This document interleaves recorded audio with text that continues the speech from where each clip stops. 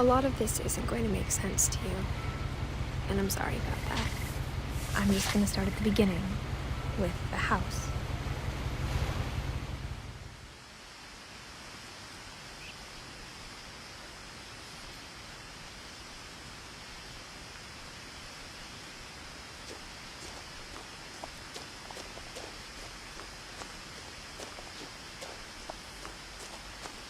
I lived here until I was 11, but I wasn't allowed inside half the rooms.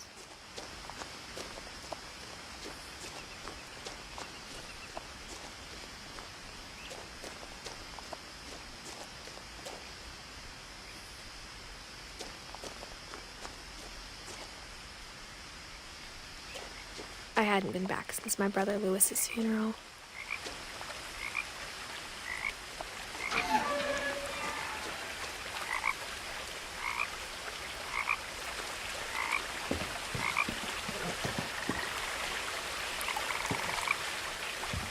In her will, my mother left me a key but didn't tell me what it unlocked.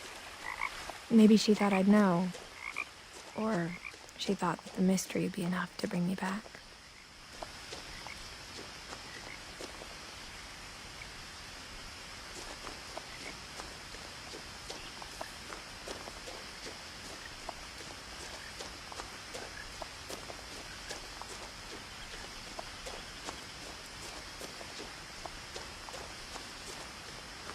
No one had driven this way in a long time, but I saw a few hoof prints.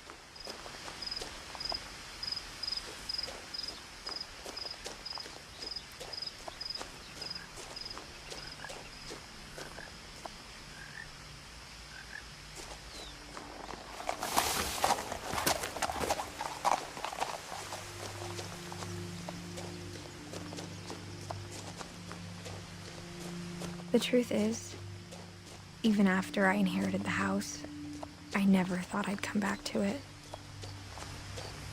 But now I had questions about my family that only the house knew the answers to.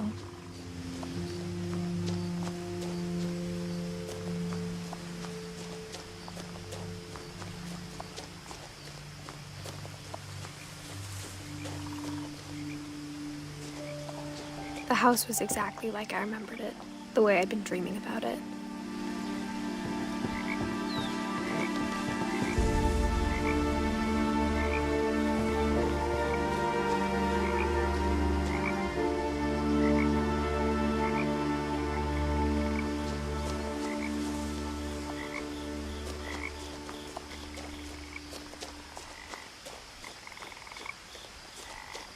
As a child, the house made me uncomfortable in a way I couldn't put into words.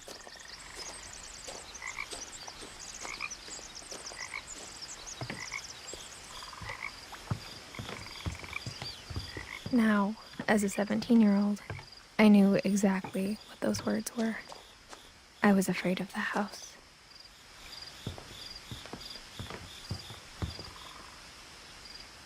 I hoped the key might unlock the front door.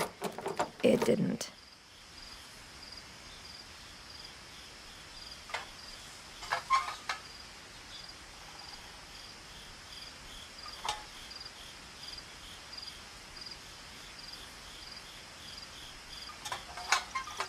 Looking in, I felt like the house itself had been waiting for me.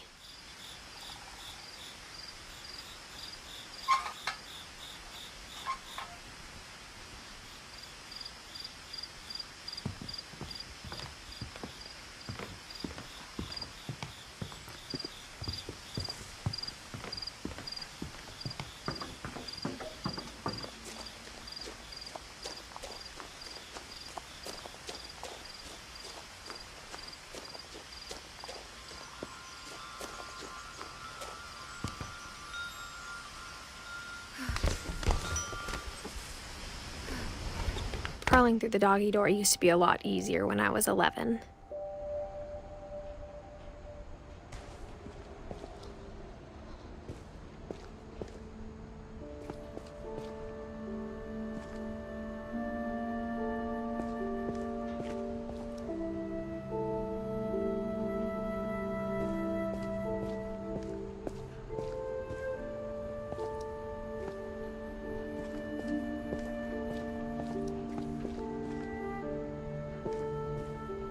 For the first time in years, I felt like I was home.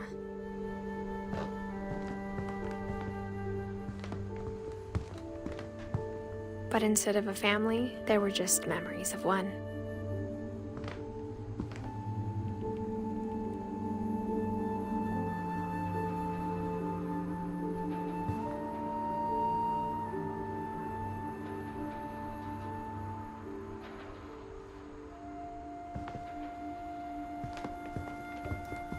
Like how only one restaurant would deliver to our house, so we had Chinese a lot.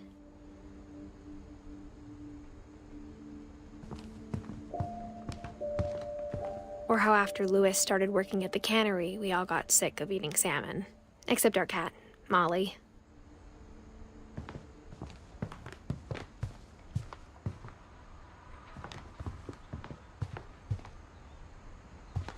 The table was still a wreck from the night we left. It was like a bomb had gone off, killing everyone but sparing the furniture.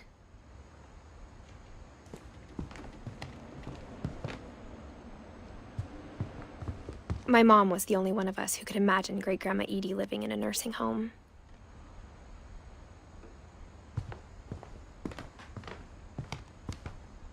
Nothing in the house looked abnormal. There was just too much of it, like a smile with too many teeth. Even the fireplace had a story. Edie told me the bricks came from the original house, after it sank.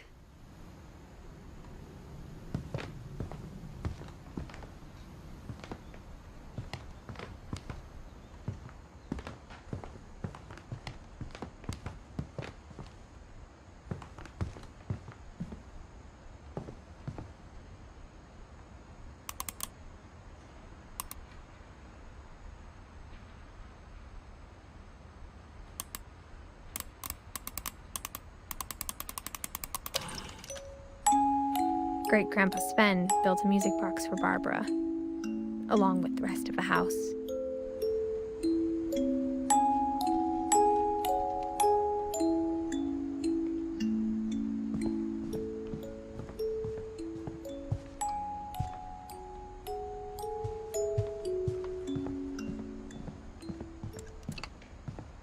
My mom wasn't much of an optimist, but she never stopped believing that my brother Milton was alive. A lot of things got left behind in the whirlwind of that last night.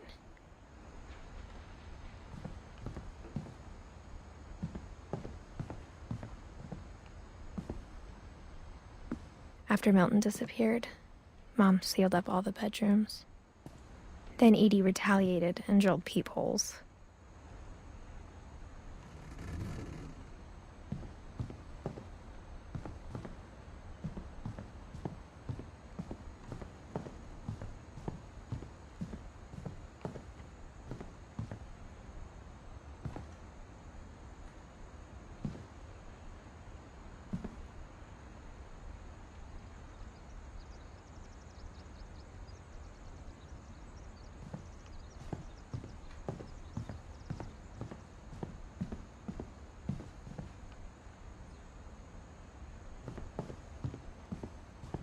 Whenever people ask me about my family, the first thing they always want to know about is Barbara.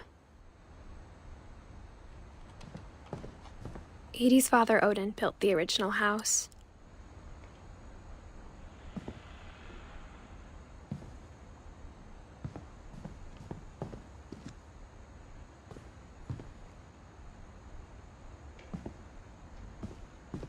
Mom must have locked the third floor stairs on the night we left.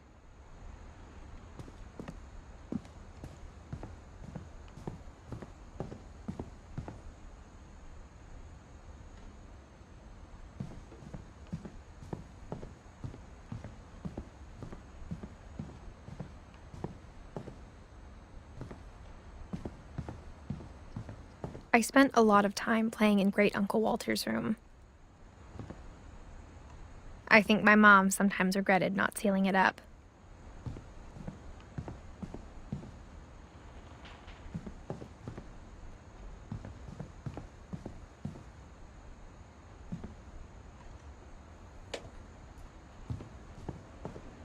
Lewis told me there were secret passages, but I never believed him.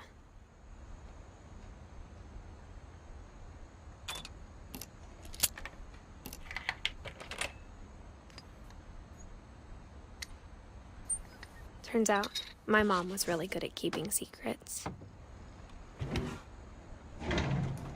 Now it was time to find out what my mom had been afraid of.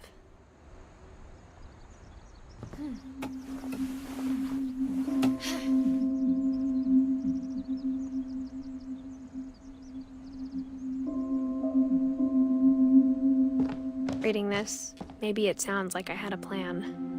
From the paintings on the wall, it was clear my brother Milton had been here before me.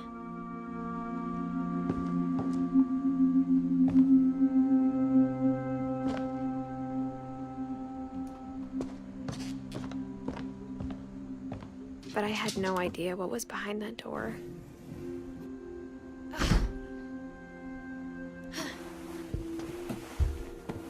Just like I had no idea where all this was gonna lead.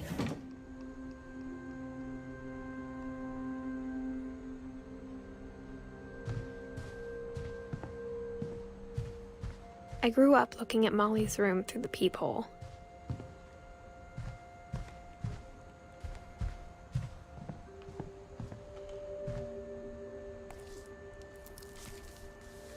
December 13th, 1947. Dear Diary, I'll be gone soon, but I wanted to tell somebody about what's gonna happen. It started when Mom sent me to bed without dinner. I woke up and I was starving, so I looked around for something to eat.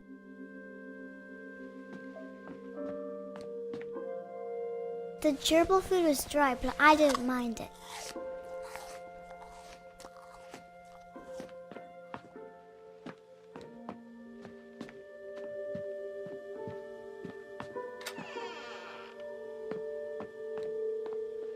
I kept eating and eating.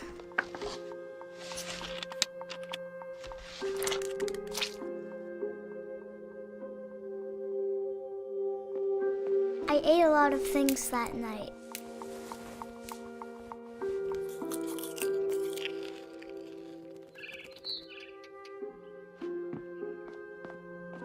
Then I heard chirping outside my window.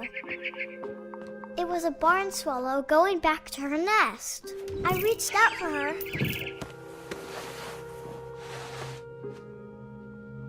And suddenly, I was a cat.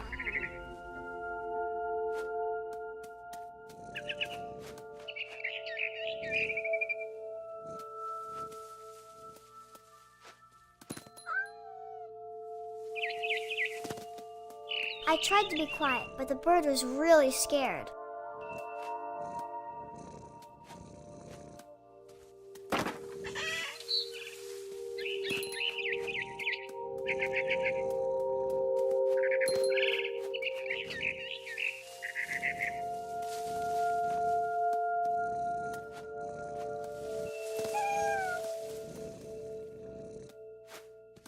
Mom and Dad didn't even look at me.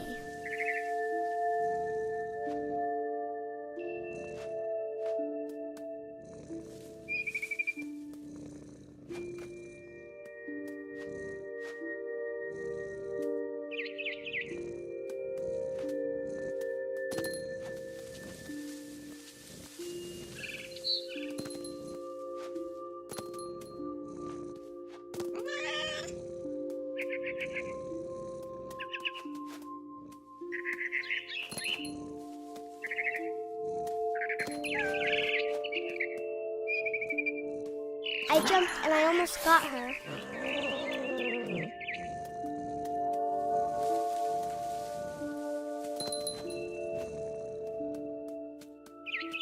I could tell she was getting really tired.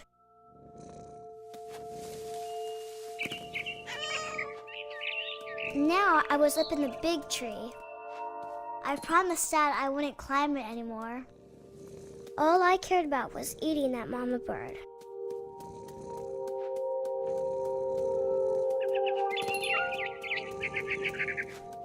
I gobbled her up. And suddenly, I was an owl. first, all I heard was the wind. Then I heard little teeth nibbling in the grass.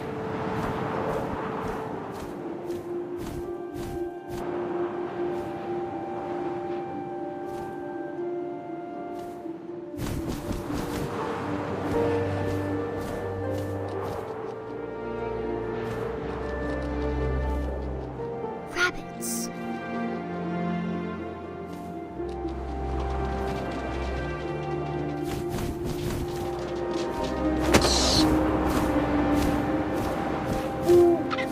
I imagined his face looking up and seeing mine through my talons. I swallowed him up, and I didn't chew one bit. Then I flew off to find something bigger.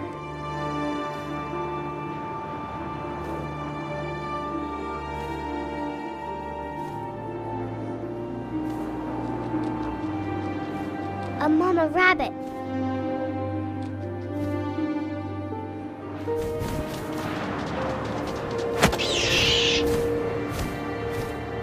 She was almost too big to carry. I started choking, but I couldn't stop eating. And suddenly, I was a shark.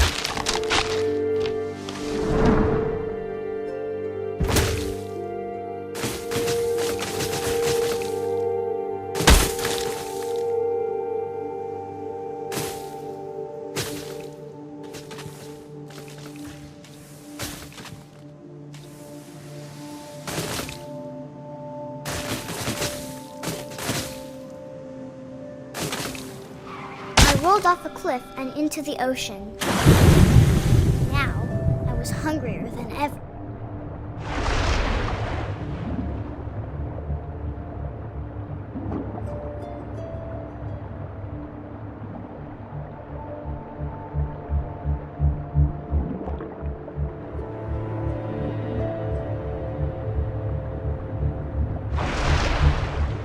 I wanted fat, juicy seals.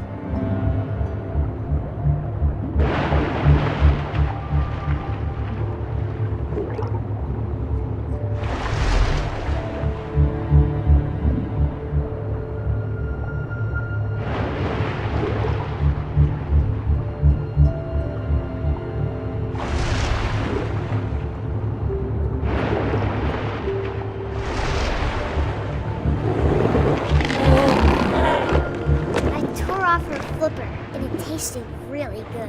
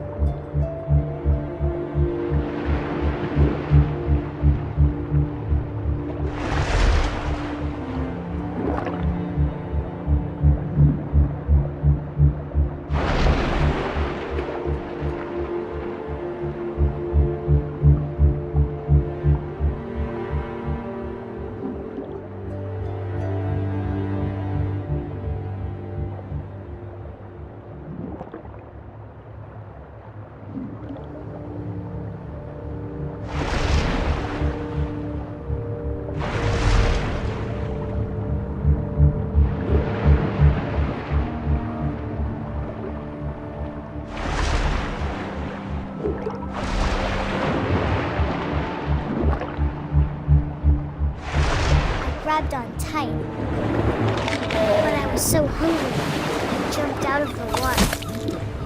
When I opened my eyes, everything had changed.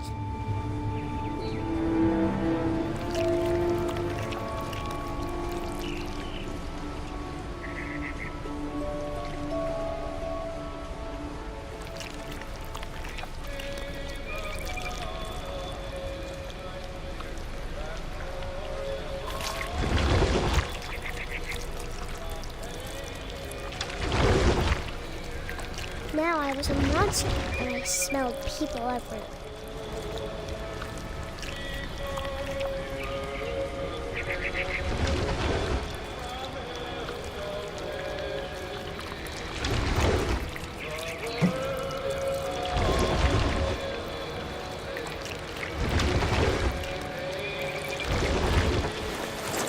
I was big, but I moved real quiet. I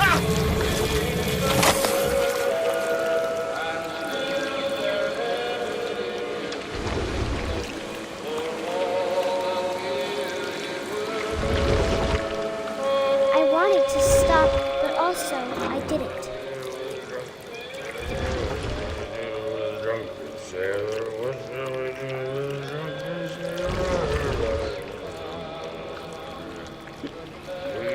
Belly with a rusty, belly with a rusty,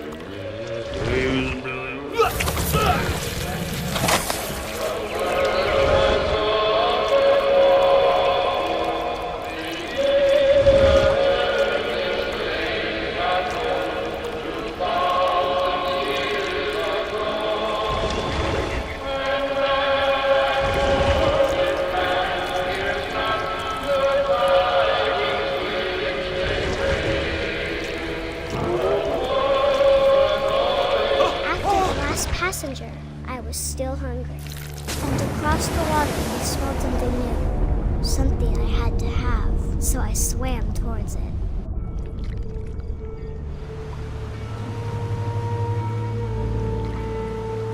I slithered onto the sand, and the good smell went into an old pipe.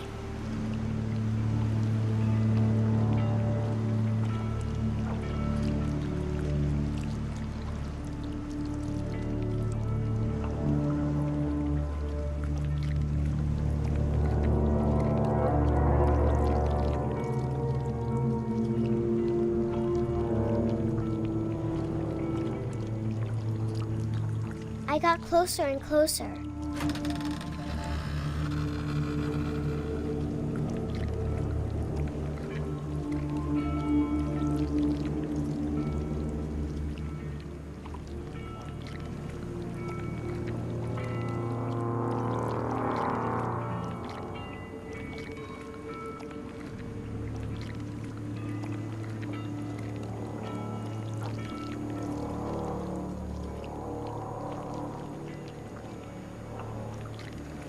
All of my stomach started growling.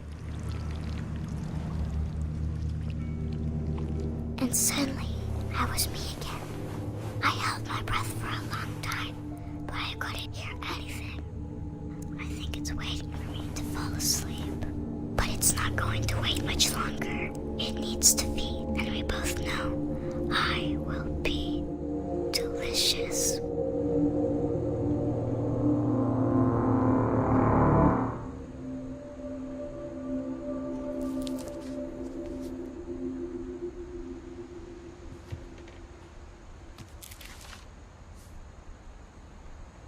I'm not sure if I believed all of that, but I'm sure Edie would have.